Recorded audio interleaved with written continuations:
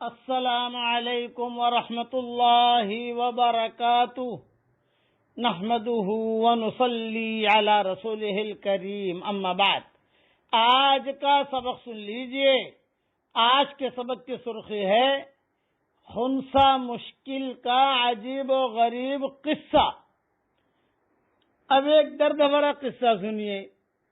یہ جو قصہ بیان کر رہا ہوں یہ مولانا محمد میاں رحمت اللہ علیہ نے اپنی کتاب میں لکھا ہے، اور حضرت مولانا علی میاں ندوی رحمت اللہ علیہ کے والد نے بھی اپنی کتاب میں لکھا ہے، اور ایک انگریز جس نے ایک کتاب لکھی ہے روشن ہندوستان، اس میں بھی یہ قصہ ہے۔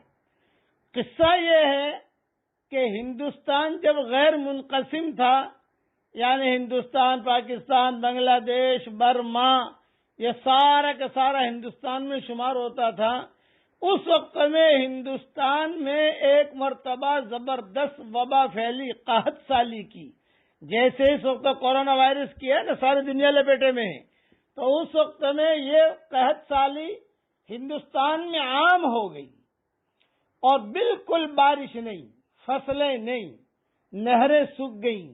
معاملہ یہاں تک پہنچا کہ آدمی کو کاٹ کر کھائے، آدمی خود اپنے بچوں کو ذبح کرے اور کھائے، اس قسم کا معاملہ یہاں ہوا تھا۔ لوگ بڑے پریشان۔ تو یہ لوگ جو ہے یہاں سے سوات گئے۔ سوات ایک علاقہ ہے پاکستان میں، اس وقت پاکستان میں ہے، تو وہاں ایک بابا رہتے تھے، ان کا نام تھا بابا سوات، یا کہتے تھے سوات بابا۔ تو وہ بہت بڑے اللہ والے تھے۔ چنانچہ سارے کے سارے لوگ گئے اور کہا صاحب بہت پریشان ہیں، اب تو بچے بھی مر رہے ہیں اور گھر میں سے اناج بھی ختم ہو گیا، فصلیں بھی نہیں ہیں، آپ دعا کر دیجئے۔ وہ سات بابا جو تھے اتنے بڑے اللہ والے تھے کہ وہ سڑک پر اگر جو ہے اپنی پگڑی رکھ دیں اور انگریزوں کو کہتے تھے کہ تم اس پگڑی کے اوپر سے اپنا گزرو، انگریز نہیں گزر سکتا تھا، انگریز اتنا ڈرتا تھا ان سے، یہ بھی کتابوں میں لکھا ہے۔ تو یہ سارے کے سارے دعا کرانے کے لیے گئے۔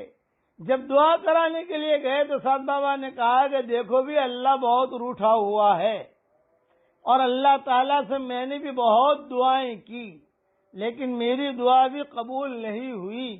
اگر تمہیں پریشانی دور کرانی ہے تو تم چلے جاؤ پشاور میں ایک غوث اور قطب رہتا ہے، سر پر اس کے اوڑھنی ہوگی، ناکوں میں نتھنا، ناکوں کے اندر بھی جیسے عورتیں پہنتی ہیں، جسے پتہ نہیں کیا کہتے ہیں، نتھنا، یا کانوں میں بالیاں ہوں گی، اور عورتوں کی شکل کا ہوگا۔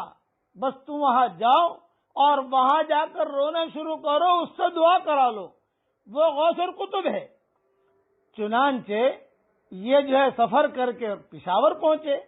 پشاور اس وقت میں کوئی بڑا شہر تو تھا نہیں، اب تو بڑا شہر ہو گیا۔ اس وقت میں ایک گاؤں تھا، ڈھونڈا، وہ ملا، اور مل کر کہا کہ صاحب ہم آئے ہیں دعا کرانے کے لیے۔ تو اس نے جواب دیا کہ ابھی خواجہ سراؤں سے دعاؤں کا کیا مطلب؟ بھئی ہم تو خواجہ سرائے ہیں، دعاؤں کا کیا مطلب؟ تو انہوں نے کہا بھی سات بابا نے بھیجا ہے ہم کو، یہ کہ سات بابا کو کہنے کا کیا حق ہے، ہمارا راز کھولے۔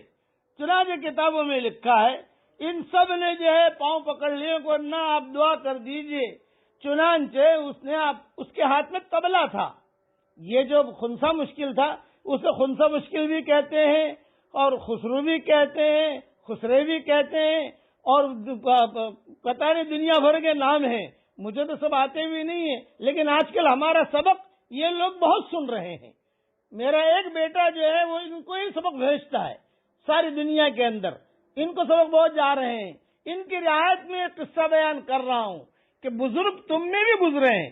چنانچہ اس نے طبلہ لیا، اور طبلہ لے کر اس نے صرف ایک جملہ کہا، اے اللہ پاک مجھ سے تجھے محبت ہے اور مجھ کو بھی تجھ سے محبت ہے، بارش نازل کر، اور اگر بارش نازل نہ کی تو اللہ پاک یاد رکھنا یہ میرے ناک کے اندر جو ٹلڑی ہے یا ناک میں نتنا ہے یا بالی ہے میں اس کو توڑ دوں گی، اور یہ میرے کپڑے بھی پھاڑ دوں گی، یعنی تیرے سے میں تعلق نہیں رکھوں گی، ایسے مجذبانہ جملے کہے۔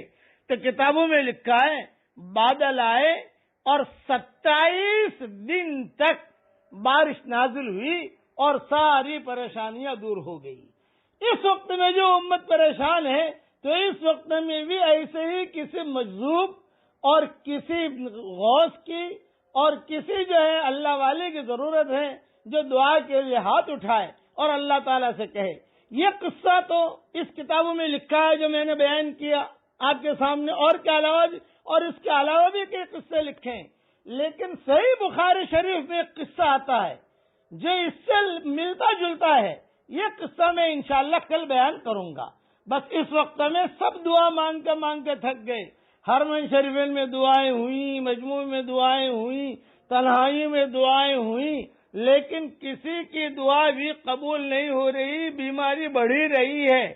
اس لیے سب مل کر اللہ تعالیٰ کے سامنے اپنی نیکیاں پیش کر کے اللہ تعالیٰ سے کہو کہ اے اللہ اس پریشانی سے تو ہمیں نجات دے دے۔ اور جتنے بھی ہمارے یعنی خواجہ سرائے بھائی ہمارا سبق سنتے ہیں، یہ سمجھو کہ وہ آپ میں بھی اللہ والے گزرے ہیں۔ اللہ تعالیٰ ہم سب کو اللہ والوں کی قدر کرنے کی توفیق عطا فرمائے، آمین۔ وآخر دعوانا ان الحمدللہ۔